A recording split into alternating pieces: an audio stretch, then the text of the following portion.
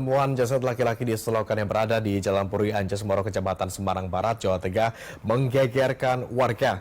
Korban ditemukan dalam posisi terengkurap setengah badan terendam air selokan dan hanya nampak kepala yang menonjol ke atas. Jasad laki-laki di selokan yang berada di Jalan Puri Anjas Moro, Kecamatan Semarang Barat, Jawa Tengah, pertama kali ditemukan Satpam Ruko Puruniaga Center Sukardi Minggu pagi. Awalnya Sukardi melakukan patroli rutin menyisir setiap sudut lokasi jaganya. Sebelum ke tempat kejadian perkara, ia melihat ada sepeda motor yang terparkir di pinggir jalan tanpa pemilik. Saat didatangi, ia malah melihat ada seorang yang tercebur ke saluran air dalam keadaan tak sadarkan diri. Sukardi langsung melaporkan kejadian tersebut ke pihak kepolisian untuk ditindaklanjuti. Ia juga dimintai keterangan saat polisi melakukan penyelidikan. Saya kontrol lokasi jam 5.30, lihat motor di jalan, kok ada pemilik. Nah, terus saya lihat sekitar sugot, kok seperti ada orang. Lalu langsung tindak lanjut saya sebagai keamanan di sini. Saya selanjutnya lapor ke polsek. Itu sempat disamperin nggak yang kurang? Enggak. Saya cuma lihat aja. Lihat toh, ya. Diem gitu. Diem, ya. Di lokasi kejadian, polisi juga menemukan sebuah botol miras di kendaraan korban. Usai dievakuasi, jenazah korban langsung dibawa ke RSU Pekaryadi untuk dilakukan pemeriksaan. Iqbal Ikromi, Semarang, Jawa Tengah.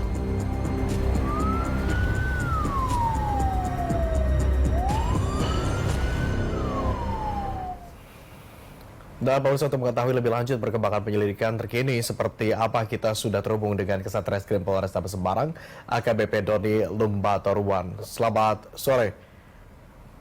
Selamat sore, Mas Agung.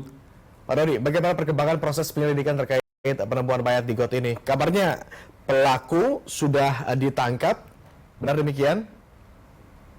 Baik, Mas Agung, untuk perkembangan kasus penemuan mayat di got depan Ruko Bakso PRPP, untuk saat ini, untuk update bahwa korban sudah dapat teridentifikasi atas nama Rofi Teguh Prakoso, warga Kecamatan Semarang Utara, Kota Semarang. Dan untuk saat ini juga pelaku sejumlah 7 orang yang terbagi dalam 2 peristiwa sudah berhasil kita amankan dan sudah kita tetapkan sebagai tersangka. Untuk 5 orang terlibat dalam kasus pengeroyokan dan yang 2 orang terkait masalah pencurian HP milik korban. Baik, apa yang menjadi motif ke-7 pelaku ini untuk melakukan perbuatan terhadap korban? Jadi bisa kami jelaskan bahwa dalam kasus penemuan mayat ini ada 2 peristiwa, Mas Agung. Jadi peristiwa pertama ini adalah peristiwa di mana korban bersama dengan teman-temannya di sekitar pukul 12.00 di TKP Jalan Arteri, Kelurahan Tambak Loro itu bersama teman-temannya ketika arah pulang dia naik motor, kemudian tidak sengaja korban ini meludah ke arah mobil yang ada di dekatnya yang kemudian terkena pada penumpang mobil, di mana mobil itu berisi 5 orang, di mana 5 orang ini akhirnya emosi karena merasa diludahi, kemudian mengejar korban dan teman-temannya ini. Kebetulan tempat teman korban ini bisa melarikan diri, sementara korban ini terjatuh, yang kemudian oleh kelima pelaku yang ada di dalam satu mobil ini dipukuli, ditusuk, dan sampai kemudian pelaku dibiarkan untuk lari menggunakan motornya menuju arah kembali ke PRPP, dan ketika sampai di PRPP, korban ini sempat terjatuh di pinggir jalan di tempat di dekat ditemukannya mayat. Di situ kemudian ketika posisi korban sudah tertelungkup, datang 2 orang saksi yang kemudian telah ditetapkan sebagai pelaku.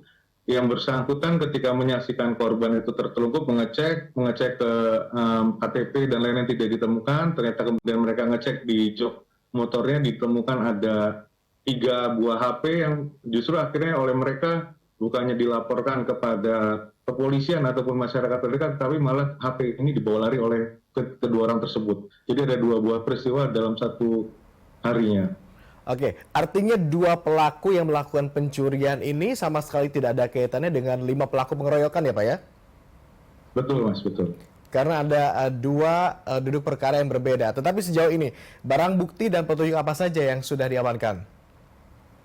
Terkait barang bukti yang sudah kita amankan, mulai dari mobil pelaku sudah, terus juga motor milik korban, milik tersangka yang mencuri juga sudah, HP sudah kita amankan 1 buah, termasuk sajam-sajam yang digunakan untuk melakukan penusukan sudah kita amankan juga. Baik, ada dua perkara berbeda, tentunya ancaman hukumannya juga berbeda. Hukuman apa yang kemudian akan disangkakan kepada ketujuh tersangka ini? Baik, untuk kelima tersangka terkait kasus pengeroyokan kita akan tetapkan pasal 170 ayat 2 angka 3 terkait menggunakan kekerasan secara bersama-sama terhadap orang yang mengakibatkan kematian dengan ancaman pidana penjara paling lama 12 tahun. Sedangkan untuk kedua tersangka pelaku pencurian kita kenakan ke pasal 363 ayat 1 dan juga pasal 531 di mana ancaman pidana penjara 5 tahun, sementara untuk pasal 531 KUHP ancaman pidana 3 bulan. Demikian Mas Agung. Baik, terima kasih Pak Doni atas informasinya dari tim Resmo Polda Metro. Maksud kami dari tim Reskrim Polresta Semarang. Terima kasih atas kesediaan untuk bergabung bersama kami di Berita 1 Sore.